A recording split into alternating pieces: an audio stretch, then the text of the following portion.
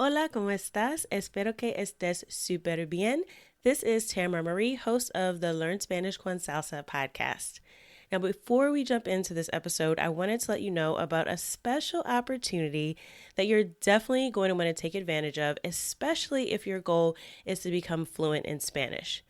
For a limited time only, my team is opening the doors to listeners of the podcast to take advantage of a free language coaching session. Now, in this session, it's not just we're teaching you about verbs or grammar, but we're really going to do a deep dive into what are your goals for learning Spanish, assess where you are on your journey to fluency at the moment, and help you map out a 90-day plan for how you can get to fluency. So we are going to help you take your Spanish to the next level, whether you're afraid of speaking Spanish or you just get a little bit nervous when you're talking to native speakers, or maybe you've got some of the basics down, but you really know that you struggle with getting your Spanish to flow and your listening skills aren't up to par. Whatever it is, even if it is a specific grammar issue, we will help you map out how to tackle that. And normally these sessions do cost, so we are offering a few slots for free. There are limited spaces available and they'll only be open up through the end of the month. So make sure you sign up. Go to SpanishConSalsa.com/coach. That's SpanishConSalsa.com/coach to book your free language coaching session where we will help you map out a 90-day plan to get to Spanish fluency. Okay, let's get started with the episode.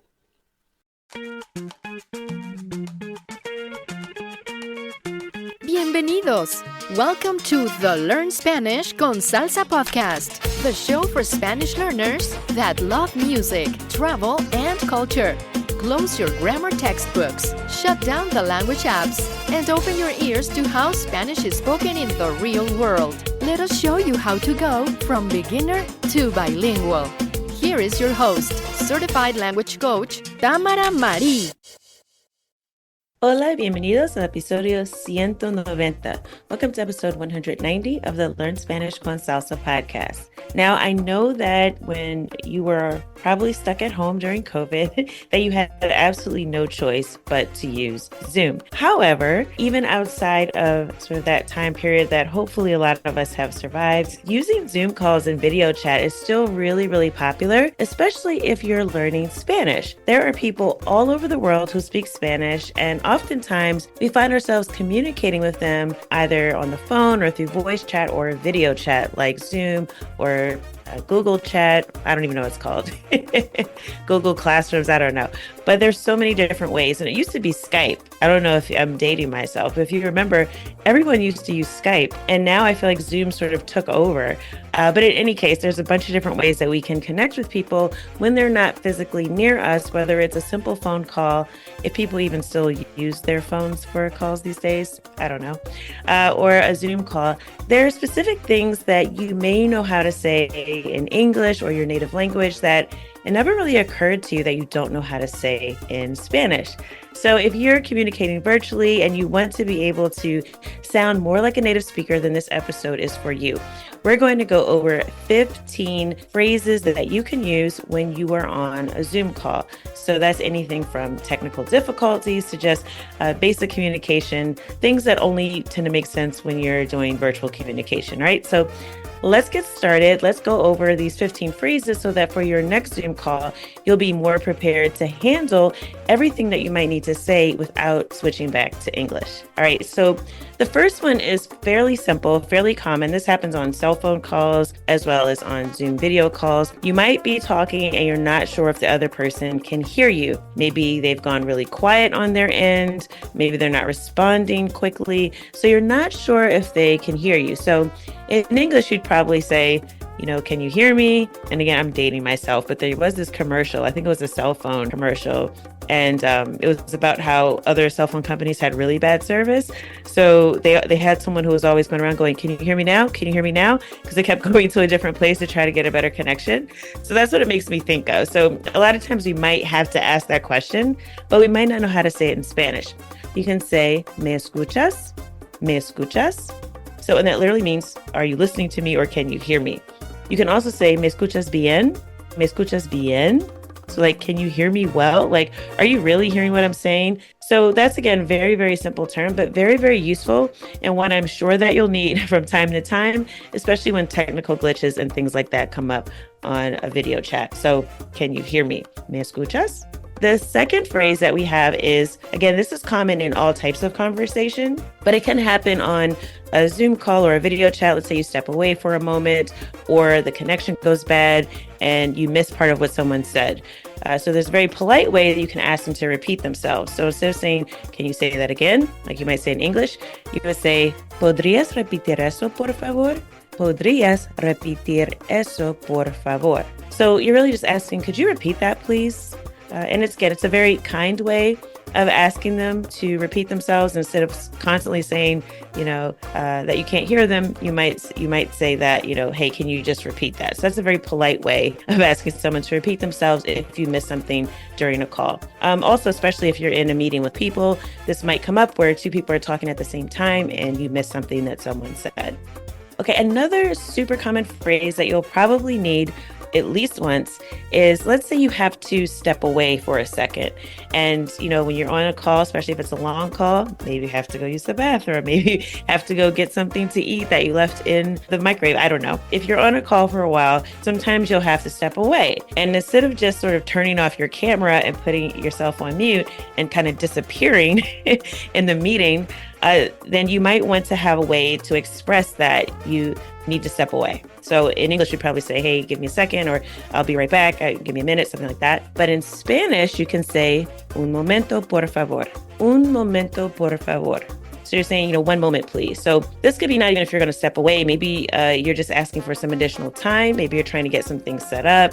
Again, maybe you're trying to grab that cup of tea or coffee before the call starts, but you wanted to hop on time. So you might have to ask for a moment. So you can say, un momento, por favor.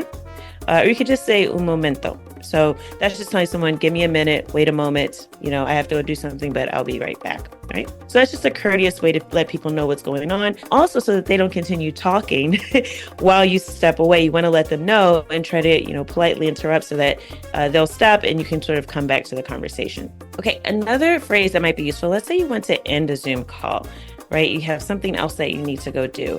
So you want to continue the conversation later. So in English, you might say, hey, can we catch up later? Can we talk a little bit later? But in Spanish, you would say, ¿Podemos hablar más tarde? ¿Podemos hablar más tarde? So can we talk later? So again, this is your way of politely saying you have some other things to do. Maybe the conversation is going too long and you want to continue the conversation at another time. So you can always ask this question. So again, very polite way. Now, another phrase that's really useful, and again, this is all in the spirit of being kind and being polite and being courteous. Oftentimes I find that in Spanish-speaking cultures, there tends to be a little bit more consideration, I would say, sometimes than sometimes in English-speaking cultures. And again, it's just my perception, but I find that some of these things may seem like maybe they're a little bit too personal, but they're actually pretty normal to say, even in sort of more casual interaction or even a more business interaction. So one of those things is, let's say you just get onto the call and you're greeting someone and you're kind of saying, hey, this is like a great conversation. Happy to talk to you again. You would say, me alegra hablar contigo. Me alegra hablar contigo. That's just a way of saying, like, I'm happy to be here talking to you. You can also use a part of this phrase. Let's say, again, the beginning of the conversation, someone's sort of telling you about their day. If you ask them how they are, you say, ¿Cómo estás? And they say, estoy bien, gracias a Dios, or something like that. Then you can say, me alegra, which is like, oh, that's really good to hear. It's good to hear that. So you're acknowledging that they said something positive. And I think that's just a great phrase to know. So again, in all types of conversations, but also when we're doing sort of virtual chat, it can feel like you're a little bit distant. So some of these phrases can also help kind of bring the conversation, to, make it a little bit more familiar. So me alegra hablar contigo. Okay, now this next phrase, I'm pretty sure that if you have any type of job that you've been working virtually, that this is something that people ask in almost every meeting, especially the person who's facilitating the meeting. But you might need this just if you're going to share your screen to present something or show someone something on a website while you're on a Zoom call or another video chat. And that's asking someone, can you see my screen? right? How many times have you heard that in a meeting? Can you see my screen? Even though you press screen share and you know that it should be showing, we all feel compelled to confirm before we continue, because inevitably that one moment that we don't ask, you'll be talking for like 15 minutes and someone will go, I don't know what you're talking about. I can't see your screen. Okay, so to ask someone, can you see my screen when you're doing a screen share, is puedes ver mi pantalla. So puedes ver mi pantalla. So pantalla is screen, and puedes ver is can you see. So puedes ver mi pantalla. So you're saying, hey, can you see my screen? So this is, again, anytime you're showing a visual, you want to make sure that people can see. So when you press that share screen button, or to compartir, to share, compartir tu pantalla, you can ask people, ¿puedes verlo? Or ¿puedes verla? Now, if you want to say that I can't see your screen, right? Let's say someone is sharing and you're the person on the other end and they're saying like, hey, ¿puedes ver mi pantalla? You can say, no puedo verla. O no puedo ver la pantalla. O no puedo ver tu pantalla. So I can't see the screen, I can't see your screen. However you want to sort of share that, that's ways that you can respond. So this is really useful. So if you hear that, if you're doing maybe an online class or something like that in Spanish, or you're taking a lesson with a tutor and you've heard them say this, that's what it means, and that's how you can respond. Again, super useful during most video chats. Okay, now let's say that you're on a Zoom call and your connection is kind of bad. Maybe you can't hear that well. Maybe the call keeps dropping and you have to keep rejoining. So you can let everyone know, or the person you're talking to, if it's a one-on-one conversation, that, look, you just have a bad connection. So that usually makes people a little more patient. Like if they have to repeat something, they'll kind of be more understanding and they'll give you some more time. And they'll go, okay, so let me wait until they come back and confirm that they can hear me and all that kind of thing. Or that maybe we need to reschedule the call. But the way you communicate that, you have to say, look, I have a bad connection, right? Sometimes we just have the Wi-Fi is not working properly. Something is just not working. So to say I have a bad connection, you let the person know, tengo una mala conexión. Tengo una mala conexión. So it's literally, I have a bad connection. So again, this is really useful because you want to communicate if you're having technical difficulties on your end, because a lot of times the person might think it's on their end. They're like, wait, is that you or me, right? So how many times have you heard that? So this is the way you communicate that I have a bad connection. Now, if you want to tell the other person, I think you might have a bad connection, right? You can say, creo que tienes una mala conexión. Creo que tienes una mala conexión. So I think maybe you have a bad connection. The next phrase, again, is something that you can use if the other person on their side, maybe they're having some technical difficulties. You can let them know that you can't hear what they're saying. Maybe the screen got frozen. Maybe they're talking. You just see them going and they don't know that they're on mute. So a way to communicate that, you let someone know, I can't hear you. You would say, no te escucho. No te escucho, which is literally kind of like, I'm not listening to you, but you're really saying, I can't hear you. So no te escucho. Or you can also say, no te oigo. No te oigo, which is literally, I can't hear you. But either one, I think, is fine. The bottom line is just letting the person know that whatever it is they're trying to get across, you are not picking up on that. And this is like a cue for them to either stop and slow down or repeat it. So this is, again, really useful if the other person is having some connection problems, or even if you're having them on your end and something has gone wrong. Now, another one that's really useful, and this is especially true on cell phone calls, as well as on video chat or audio chat, is when someone's connection is a little bit choppy, right? So if someone's like, oh, you're breaking up, that's how we would say it in English, like, oh, your connection is breaking up, or you're breaking up. In order to say that in Spanish, we would say, se está cortando, se está cortando. So it really means like, you are being broken up, right? Or you're being cut, right? So it's something to say the connection is choppy, but in Spanish, they use the verb cortar. So it would be se está cortando. All right, so let's say that you have to step away for a minute and you want to let the person know that you'll be right back. Again, maybe you're taking a coffee break, maybe you have to use the restroom and you want to be polite about it. You don't just want to say, I have to pee. I mean, come on. So you're just going to say that you're going to be right back. So the way that you would say that is vuelvo en un momento. Vuelvo en un momento. So you're saying, I will be back in a moment. You can also say, ya regreso, which again just really means like, I'll be right back. So I will be returning very shortly. So again, this is a way to kind of let someone know. So you might want to do this again before you turn off your video and your microphone goes on mute and you just disappear. You might want to say ya regreso before you do that. And so the person will know that you will be right back. Now, this is another one that happens really often. Now, this could happen when you're sharing the screen or just when you're speaking on a video. And I know this has happened to you before where you've been on a video, someone was talking, and then all of a sudden you see like they look like they're moving like a robot all of a sudden, or they're sharing the screen and they're talking about something else, but they're still on like the previous like 3 slides ago. And you're like, wait, something doesn't make sense here. So anytime that happens, if someone's like image starts to kind of freeze, that's how we would say it in English, like, oh, your screen is frozen. In Spanish, you would say, tu pantalla está congelada. Tu pantalla está congelada. So that's when you say like your screen is frozen. So maybe they're stuck on the wrong slide, or they're trying to share a video and the video isn't playing, or they're trying to share like an audio and it's sort of like, breaking up. That's when you can let the person know that what they're trying to share is not moving forward. To let them know their screen is frozen. So you say, tu pantalla está congelada. Now, if this happens to you, unfortunately, like it's happened to me before many times, I can say, mi pantalla está congelada. Mi pantalla está congelada. Momentito, right? So like, give me a little minute. Let me try to sort this out, okay? So that's, again, very useful anytime someone's sharing a screen.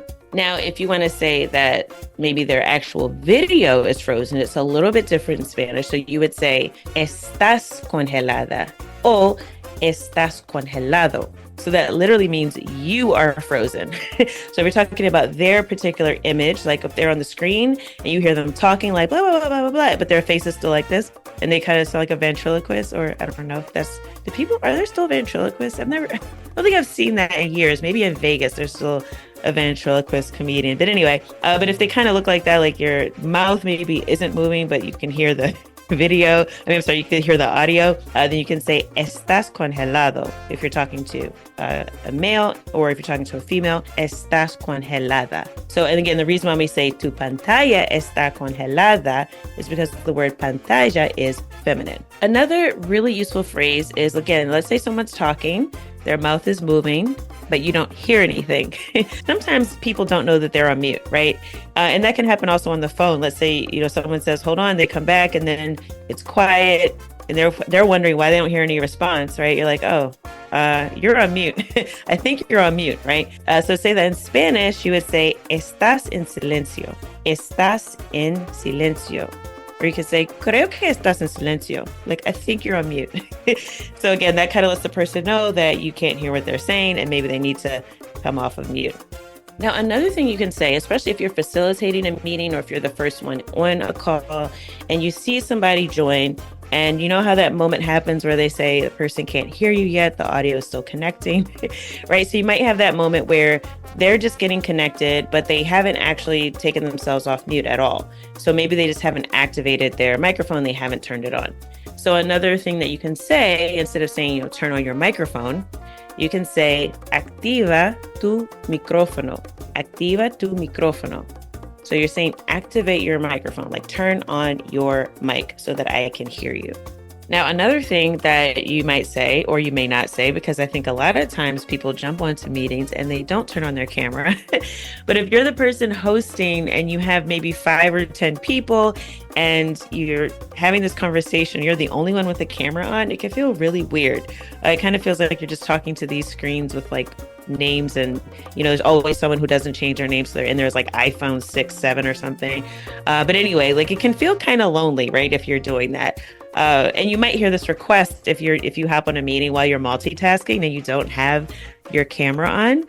This is how someone might ask you to turn on your camera, or how you might ask someone who's on the call that you're on to please turn on your camera, which, you'll probably get a lot of people to ignore you. But in any case, asking someone to turn on their camera, you can say, enciende tu video. Enciende tu video. So turn on your video, like turn on the video camera. You can also say, like, let's say someone is, they're showing up on the call and they're not that technically savvy and they're like, oh, I don't know, I can't see myself. What's going on here? You tell them, tienes que encender la cámara. Tienes que encender la cámara. You have to turn on your camera. So it kind of lets them know that they have got to hit a button somewhere. Usually it looks like a camera to turn on the camera so that everyone can see them. So there you have it, 15 frases, 15 phrases that you can use during your next video call or chat. Now, if you want to practice more Spanish conversation and you're dying to get on a Zoom call with our team here at Spanish con Salsa to test out some of the phrases you just learned, we are opening up the doors to our Spanish Fluency Club in just a few short days. We will have an open house starting very, very soon. In order to be invited to our free Spanish conversation practice sessions, you have to be on our wait list for the Spanish Fluency Club. So I'm asking you right now, if you want to test out some of your conversation skills, you want to practice some of these phrases that you just learned, go to SpanishConSalsa.com/join. That's SpanishConSalsa.com/join.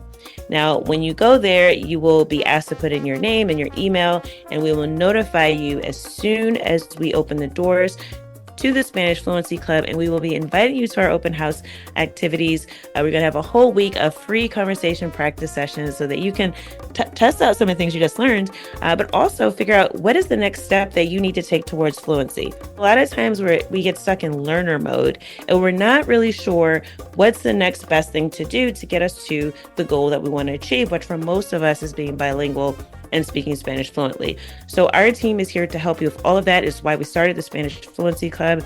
This is our membership community that has been going strong for years. We have helped so many people get fluent in Spanish, achieve their dreams of having conversations in other countries. And we have been giving out a prize, a free Spanish immersion trip in a Spanish-speaking country. And we had paused that for a little bit during the pandemic, and we just restarted it.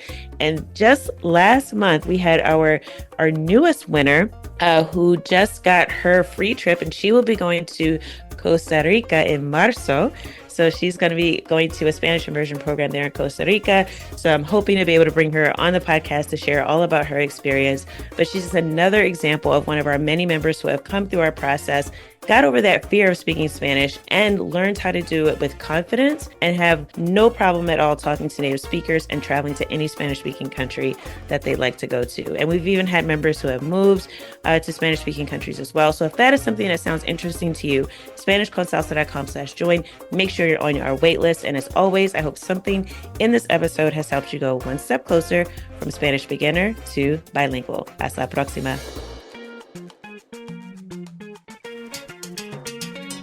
Thank you for listening to the Learn Spanish con Salsa podcast at learnspanishconsalsa.com.